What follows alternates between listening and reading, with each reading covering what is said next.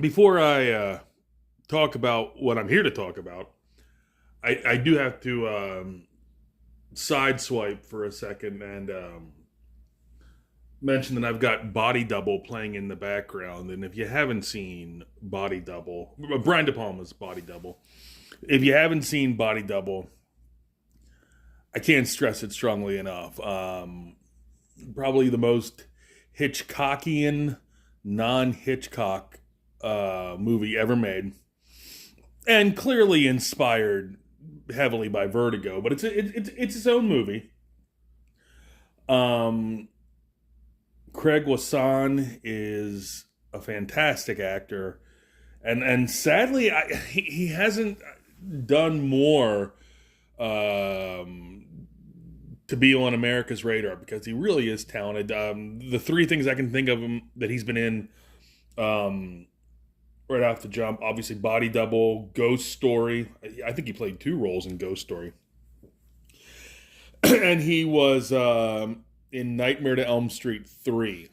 But where he really made an impact on me, he did the audiobook recording for Stephen King's 11/22/63, which is a fantastic novel if you're a Kennedy assassination buff. And it's a fantastic novel if you're not, but it's really extra special if you've studied the Kennedy assassination. But going back to Body Double, yeah, it's a inspired by Vertigo. Craig Wasson is great, but I want to talk about Greg Henry for a second, because you, my boy, Sam Bouchard, to the untrained eye, is going to look like the villain of this movie. But well, in the words of Chris Rock, look, I don't condone a murder plot that ends with you taking a what do you call those things from the Driller Killer? One of those gigantic drills and running your wife through and murdering her. I don't condone that at all, and I want to be clear about that. But I understand. So yeah, Sam Bouchard, played by Greg Henry. You are definitely my boy. And wrap the whole thing up, put the icing on the gravy. You've got an amazing Frankie Goes to Hollywood music video right in the middle of the movie. And Craig Wasson is going undercover. If you're gonna get spoiled about a movie that's came out in 1983, I can't do much for you. But Craig Wasson is undercover on the set of a porn film, and it's the most bizarre porn movie you've ever seen because the whole thing is a Frankie Goes to Hollywood rock video to relax, don't do it when you want to suck it to it. And Craig Wasson, his scene involves him. He's dressed like a student. He's got like a Argyle sweater on and a bow tie, like a nerdy college student. And he comes into the club and he says, "I like to watch." And the whole thing is to the tune of Frankie's Relax. And when I was a senior in college, one of our dance theater majors, for her senior project, needed male props because the women were going to be dancing and doing their thing, and she needed men to kind of like stand immobile like GQ statues, and the women would use them kind of like a one of those bars you use in a ballet class. You put your feet up on. So I got tagged to do that, and she made the unfortunate choice of using Frankie Goes to Hollywood's "Relax" as the music for the dance piece, and it turns out that your old pal Tommy is physically incapable of hearing Frankie Goes to Hollywood's "Relax" without muttering, at least under his breath, "I like to watch." I've seen the movie too many times. It's drilled into my brain. and no matter what the director, this senior, no matter what she did, she couldn't get me to stop saying it. So finally, she just gave in, and she she titled the whole dance theater piece "I Like to Watch." So, but anyway, I didn't mean to talk about Body Double at all, but it's playing in the background. What I made this video for is I just reread Shane Davis's Starlight Cats. I'd read it when I first got it, but at the time I didn't have my channel, so I never really gave a review of Starlight Cats, and I think it's overdue. I make no bones about the fact that Shane Davis's art is some of the most beautiful art I've ever seen. Period. I mean, I'm not just talking about Starlight Cats. Period. We make a lot of jokes with Shane's participation about Shane. You know, Shane Davis and Mange Davis and Wodenshot and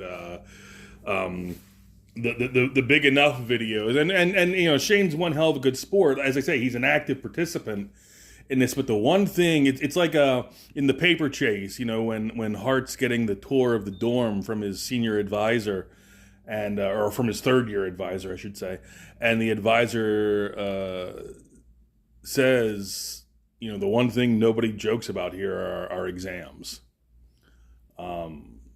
And it's true. I've been to law school. Nobody jokes around about exams.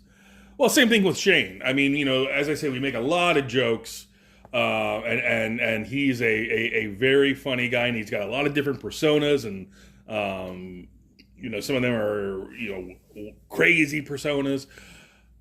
But man, do not let yourself be fooled for a second that this is not a master at the top of his game. And talking about Starlight Cats specifically here, I know that there were a lot of jokes when Starlight Cats was in production, mostly from the war campaign side of the aisle. You know, it's a book for little kids, and da-da-da-da. Well, you know, Comicsgate never promised to be one genre or one type of thing. I mean, we've had, you know, biographies of Charlie Chaplin put out. We've had, you know, retellings of classic horror novels like Bram Stoker. And we've had books that were aimed at a younger audience. And Shane is a lot like Disney in this way, that Disney, one of the early secrets to their success, right around like the 90s, like Beauty and the Beast era, what they did, and for a long time there, till they went wackadoo, they did it better than anybody else, was realize that kids don't go to the movies by themselves. And kids don't go into the auditorium by themselves. For the most part, parents are going to attend a movie with their child. And if you want a movie to be a big hit, make it a movie that parents can enjoy, as well as the target audience of the kids. Same thing with Starlight Cats. I do think probably the target audience is, you know, young or tween girls. I think, you know, that's who the book speaks to. But that doesn't mean that as an adult it is not a hell of a lot of fun. It's a nice little, I won't say coming of age because that's the wrong term, but it's a nice story of a little girl who is fundamentally unhappy. And by the end, she becomes fundamentally happier because all she needed was a friend. There's a reason that we seek friends, because like the Charlie Brown song in Snoopy the Musical says, you know, if just one person believes in you, strong enough and loud enough, I think, believes in you, then something, and maybe it'll be two. and then 3, and if 3, the 3 whole people, why not more? And if 4 more people, why not? I screwed it up, but you get the point. I think right towards the end of the book, it really is spelled out. When she I don't want to spoil. I don't care about spoiling Body Double. I don't want to spoil Starlight Cats. But when she faces down an obstacle that had been very intimidating for her at the beginning of the book, and she flat out realizes that all I needed was someone to believe in me, and that gave me the tools, the foundation I needed to believe in myself. Not a bad life lesson for adults as well as kids. Not a bad life lesson, speaking about Disney and parents don't, or kids don't go to the movies by themselves. Adult comic skaters probably have families. And they have nieces, little sisters, daughters, granddaughters. And I will say that just from my own experience, I have 2 granddaughters, Anna Olivia Pluribel Tuttle and Maisie Tuttle. And both these little girls devoured Starlight Cats. They've got the lunch boxes, they've got the T-shirts, they've got, I don't remember whether stickers or magnets. In the event that there were ever a Starlight Cats line of merch, particularly plushes, I can say with certainty that the Tuttle brood will be backing at least 3 of them. So I can say that it's a hit with the target audience because the little girls in my family adore it, and it's a fun read even for an adult. It's there's a Green Lantern kind of element to it that is a very fun visual backdrop for the moral of the story to play out. So again, no one at this stage needs me to push Starlight Cats. It's already come out. I'm sure it's available on the 9lives.com website. No one needs me to push it, but I did want to say that it's I'm trying to think of the right word here. I want to say it's a lovely story, but I'm gonna have to turn in my tough guy card if I say that. But it's a lovely story, a lovely lesson, a fun visual Green Lantern / Nova Corps-esque kind of backdrop, and it is told through the prism or through the lens of Shane Davis's eye and Shane Davis's hand, and I can't say enough.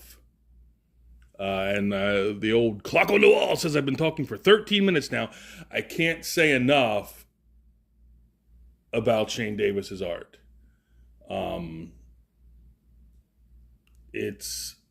I wish I knew more about art so I could speak more intelligently about it. It's almost like Jack Nicholson in As Good as It Gets. You make me want to be a better man. Well, Shane Davis makes me want to be a more intelligent commenter on art. But yeah, I love Starlight Cats. Loved Inglorious Rex. I read was it Extend? It came out. There was an earlier version of it that came out. I can't remember who. Was it Emmett? I don't remember who put it out.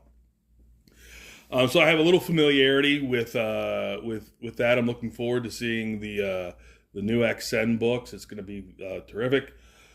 All right, so I don't really have a point that I was crescendoing towards in this video. I just wanted to give you my thoughts on Starlight Cats, and for those of you who are really curious, my thoughts on Body Double.